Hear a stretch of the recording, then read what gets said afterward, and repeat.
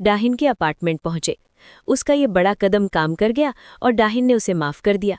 एक छोटी सी दुर्घटना के कारण उनके बीच एक और भावुक चुंबन हुआ। चमकते पूर्णमासी के चांद के नीचे वे टहले और बातें की। डाहिन ने सुझाव दिया कि अब उसके दादाजी से मिलने का समय आ गया है। अगर वे न होते तो वो इस हास्यास्पद अनुबंध में नहीं फंसती और उनके बीच कुछ भी नहीं होता। जेन मान गया और उसे आइसक्रीम दिलाने ले गया। वे हाथ में हाथ डाले रोमांटिक शाम का आनंद लेते हुए चले। घर जाते समय जेन अपने दादाजी के घर रुका। उसके दादाजी ने उसे कंपनी के वर्षगांठ समारोह में डाहिन को लाने का निमंत्रण दिया। जेन इस निमंत्रण से हैरान था। अगली सुबह उसने ये खबर मिस्टर पार्क को दी, जिन्होंने इसके बड़े निहितार्थ की ओर इशारा किया कि उसे सार्वजनिक रूप से डाहिन को अपनी प्रेमिका के रूप में स्वीकार करना होगा। इस बीच ताहा ने अपने पिता को सूचित किया कि उसकी योजना का पता चल गया है। उसके पिता जेन के इरादों को लेकर अनिश्चित थे। उन्हें विश्वास था कि वो उस शिक्षिका से शादी नहीं करेगा। ताहा ने भी यही उम्मीद की थी। डाहिन होटल पहुंची और जेन को फोन किया। उसने उसे मीटिंग में होने के कारण 30 मिनट इंतजार करने को कहा। तभी उसकी मुलाकात उसकी पूर्व प्रेमिका से हुई, जिसने सगाई की घोषणा के बारे में उसे ताना मारा। डाहिन पीछे हटने वालों में से नहीं थी। उसने पलटवार किया और ये साबित करने के लिए जेन को फोन किया कि असली प्रेमिका कौन है। जब वो पहुंचा तो डाहिन गुस्से में वहां से चली गई और उसे अपने पर्स से मारा।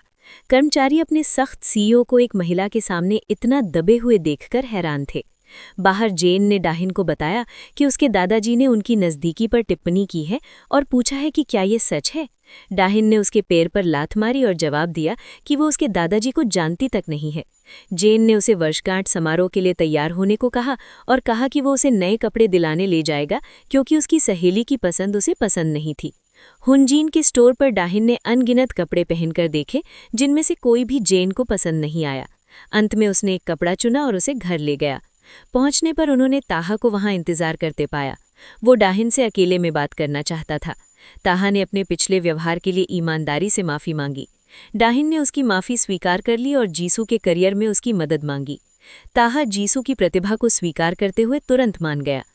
घर पर चेयरमैन ये सुनकर खुश थे कि डाहिन कंपनी की वर्षगांठ में शामिल होगी। अगले दिन अपनी सहेली द्वारा उपहार में दी गई सफ़ेद ड्रेस और हील्स पहनकर डाहिन जेन के साथ पार्टी में पहुंची। वो उसे अंदर ले गया, जिससे लोग उसे प्रशंसा भरी नज़रों से देखने लगे। हील्स की आदत न होने के कारण डाहिन के पैरों में दर्द होने लगा। बाहर उसकी मुलाकात जेन की पूर्व प्रेमिका से हुई, जिसने उसकी परेशानी देखकर मजाक उड़ाया और उस पर विरासत के लिए जेन से चिपके रहने का आरोप लगाया और याद दिलाया कि उनके जैसे लोगों को गरीबों से नहीं मिलना चाहिए। उनके बीच तीखी बहस हुई। हालांकि डाहिन ने अपना पक्ष मजबूती से रखा, लेकिन उसकी पूर्व प्रेमिका की कड़वी बातें उसे चुभ गईं। मिस्टर पार्क से इस बहस के बारे में सुनकर जेन डाहिन को दिलासा देने के लिए भागा और पूर्व प्रेमिका की ईर्ष्या के बीच उसका हाथ पकड़कर दोबारा पार्टी में गया। अंदर डाहिन को ताहा की मां से और आलोचना झेलनी पड़ी। जेन की सौतेली मां, जो उसका बचाव करने वाली थी, उसने व्यापार में दिखावे को प्राथमिकता दी और जेन को डाहिन के पास रहने के बजाय मेहमानों पर ध्यान देने को कहा। हताश होकर डाहिन शालीनता से बहाना बनाकर टैक्सी में निकल गई। उसकी आंखों से आंसू बह रहे थे। घर वापस आकर दुखी डाहिन ने अपनी सहेली को बताया कि उसकी और जेन की दुनिया में कितना बड़ा अंतर है। उसने उन दो राक्षसों, पूर्व प्रेमिका और जेन की सौतेली मां, जिसे वो गलती से चाची समझ रही थी, के द्वारा किए गए अपमान के बारे में बताया। उस रात वो जागती रही और जेन के फोन का इंतजार करती रही, जो नहीं आया। अगली सुबह उसकी सहेली ने उसे शराब पिलाने गई। डाहिन पूरी तरह नशे में धुत हो गई, जिससे उसकी सहेली को जेन को फोन करना पड़ा। अपने अपार्टमेंट में नशे की हालत में डाहिन ने जेन के सामने अपना दिल खोल दिया और इच्छा व्यक्त की कि काश वे अपने मतभेदों को दूर कर साथ रह पाते। उसने अपनी अलग पृष्ठभूमि को स्वीकार किया और अपने संदेहों को माना। फिर वो बेहोश हो गई। अगली सुबह डाहिन की सहेली ने उसे जगाया। उसे धुंधला सा याद था कि उसने जेन से बात की थी, लेकिन विवरण याद नहीं थे। सुबह 7 बजे जेन हैंगओवर सूप लेकर उसके दरवाजे पर पहुंचा। इसके बाद उसने उसे स्कूल छोड़ दिया। इस बीच जेन की पूर्व प्रेमिका ने मिस्टर पार्क से डाहिन के बारे में जानकारी ली और एक साजिश रची। उस शाम डाहिन स्कूल में देर तक काम कर रही थी। जेन ने फोन किया और उसे लेने के लिए गाड़ी चलाकर आया। स्कूल सुनसान पाकर वो बाहर इंतजार करने लगा। इस बीच पूर्व प्रेमिका ताहा से मिली और डाहिन के होटल के कमरे की चाबी दे दी। इससे ताहा के लिए शॉक ऑपरेशन और उसके लिए जेन सुरक्षित हो जाता। जेन बेसब्र होकर डाहिन को खोजने के लिए स्कूल के अंदर गया। ताहा जो कोई विलन नहीं था, पूर्व प्रेमिका की संलिप्तता का खुलासा किया। जेन ने ताहा से डाहिन को घर छोड़ने को कहा। दोनों चचेरे भाई, जो कभी प्रतिद्वंद्वी थे, ने दिल खोलकर बात की। जेन ने ताहा की रक्षा करने का वादा किया, जिसने बदले में होटल में समस्याओं का खुलासा किया, जो संभवतः उसके पिता द्वारा रची गई थीं। वो मॉल ताहा के लिए पहले प्यार जैसा था और वो उसे खोना नहीं चाहता था। ताहा की मदद की पुकार सुनकर जेएन ने अपने सेक्रेटरी को फ़ोन किया और अगले दिन होटल लौटने की घोषणा की। अपने विला में प्रवेश करते ही जेएन ने डहिन को बेहोश पाया और बहुत चिंतित हो गया। डहिन जब जागी तो वो असमंजस में थी। उसकी सहेली जेएन के विला पहुंची और सुरक्षा के लिए उसे घर लौटने को कहा। जेएन ने उसके रुकने पर जोर दिया और डहिन मान गई। उस रात उसे एक बुरा सपना आया और जेएन की मौजूदगी में उसे सुकून मिला। अगली सुबह जेएन उसे काम पर छोड़ आया और फिर अपने ऑफिस चला गया। ताहा के पिता वहां पहुंचे और अपनी बहन से डहिन की आपबीती सुनने के बाद जेएन को फटकार लगाई। मिस्टर पार्क और ताहा पूर्व प्रेमिका से निपटने के लिए उनके साथ शामिल हुए। जेएन ने अपनी महिला को नुकसान पहुंचाने के लिए उसे सजा देने की कसम खाई। तनावपूर्ण मीटिंग के बाद जेएन डहिन को अपने शानदार पेंट हाउस ले गया। रोमांटिक सूर्यास्त के बीच उसने बड़े प्यार से उसका ख्याल रखा। डहिन को अभी भी वो घटना याद नहीं थी और उसे सिर्फ बेहोश होने का धुंधला सा एहसास था। जेएन अंदर से उसे सच बताने में झिझक रहा था, लेकिन उसके जोर देने पर उसने पूरी बात बता दी।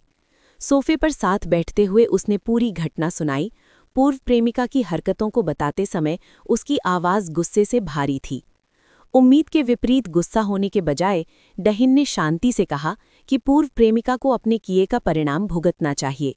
उसके धैर्य ने जेएन को प्रभावित किया। इस बीच पूर्व प्रेमिका के पिता ने पागलों की तरह मिस्टर पार्क से संपर्क किया और बराबरी की मांग की। उनका मानना था कि पैसा हर समस्या का समाधान कर सकता है, लेकिन उन्होंने जेएन को कम आंका था, जिसके पास पैसे सहित किसी चीज की कमी नहीं थी। एक आकर्षक प्रस्ताव के बावजूद मिस्टर पार्क की जेएन के प्रति वफादारी बनी रही। जेएन को रिपोर्ट मिली कि पूर्व प्रेमिका का पारिवारिक व्यवसाय हंजू केमिकल्स आक्रामक रूप से शेयर खरीद रहा है। धोखाधड़ी के संदेह में उसने सरकार से शेयरों को फ्रीज करने का अनुरोध किया। काम खत्म कर वो डहिन के साथ रोमांटिक डिनर तैयार करने घर लौटा। बाद में वो जाने के लिए तैयार हुई, लेकिन जेएन ने सुरक्षा का हवाला देते हुए उसे रुकने को कहा। अपना लैपटॉप भूल जाने के कारण जब वो लौटा तो उसने डहिन को शावर से बाहर निकलते हुए पाया। वो बेहद खूबसूरत लग रही थी। उसने जाने का नाटक किया, फिर पीछे से उसे चौंका दिया और बड़े प्यार से उसे चूम लिया।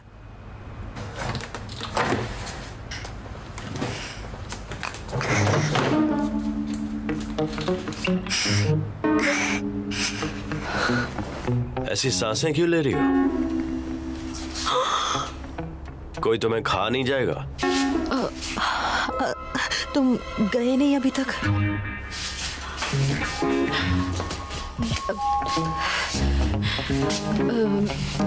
मेरे कपड़े ले लो।